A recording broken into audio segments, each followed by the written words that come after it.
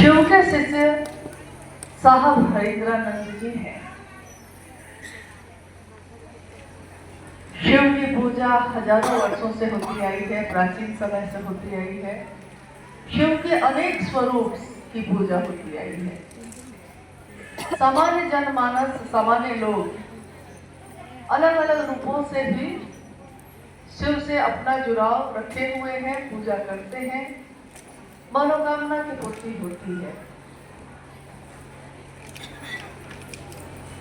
शिव के कुछ शिष्य और प्रशिष्य ऐसे हुए जिनका जिक्र इतिहास करता है, शास्त्र करते हैं।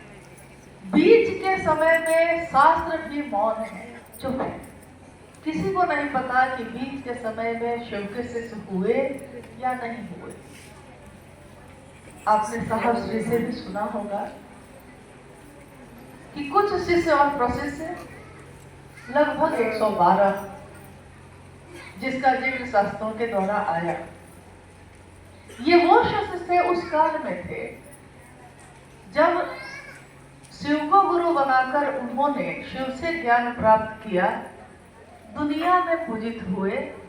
शिव शरीर में तो कहीं दिखते नहीं है, तो जो शरीर में दिखता है हमारा आपका स्वभाव होता है उसके प्रति आकर्षित होने का, उससे जुड़ाव स्थापित करने का।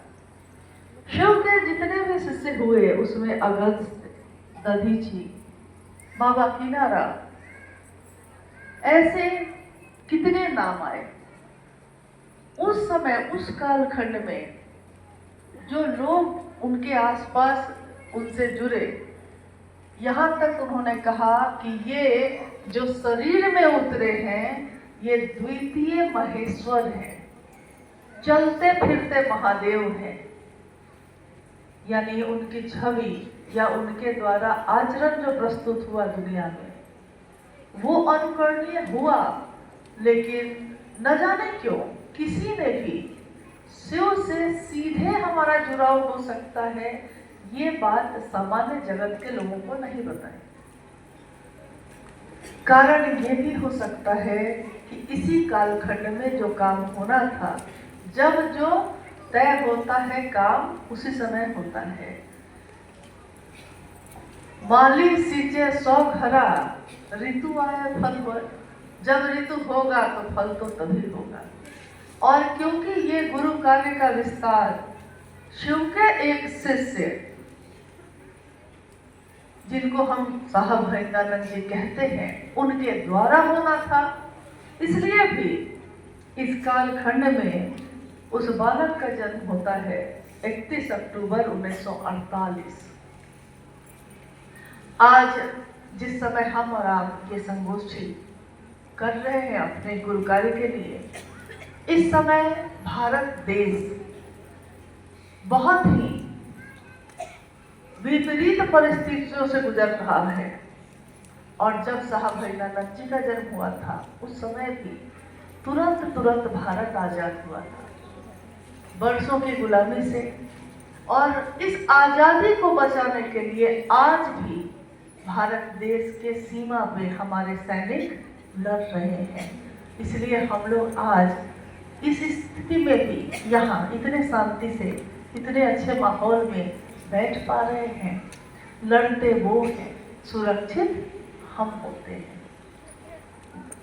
ये जितनी भी बात साहब और दीदी की आपने अभी सुनी, शिव शिष्यता की व्याप्ति, पृष्ठभूमि, प्रयोजन, इसके बारे में अभी मंडल सर ने आपसे बात की। एक झलक है साहब के जीवन की उन घटनाओं की जिससे उनका जीवन, उनका मन प्राण गुजरा। मानसिक गुलामी से आजादी दिलाई उन्होंने, इसके लिए लड़े वो और आजाद कौन हुआ? हम। आज भी लड़ रहे हैं वो और बचा रहे हैं किसको? हम लोगों को। तो जिस तरह सीमा पे कोई सैनिक खड़ा होकर अपने देश के लोगों की रक्षा करता है तो देश सुरक्षित होता है, उसी तरह इस धरती पे साहब हरिंद्रानंद जी ने मानसिक गुलामी से आजादी दिलाई। ये कैसी आजादी थी? मन कैसे गुलाम था?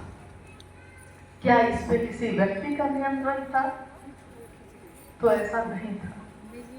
आध्यात्म के संक्रांति काल से ये दुनिया गुजर रही थी उस समय। कहीं कोई रास्ता दिखाने वाला नहीं था। गुरुओं की तो बाट उस दिन भी थी, आज भी है, लेकिन शिव की तरफ चलाने वाला कोई नहीं था। सब अपनी तरफ चलाते थे। सब ये कहते कि मैं ही ईश्वर का रूप हूं। कितने लोगों ने तो ईश्वर का नाम ही अपने नाम के आगे जोड़ लिया। यानी आपको ईश्वर तक पहुंचने नहीं देना है, ये तो सबने ठान रखी थी उस समय भी, और आज के समय में भी ऐसा ही चल रहा है। सही गुरुओं का अभाव था। सन 1980 का वो दशक, जब साहब ने 1974 में शिव को गुरु माना,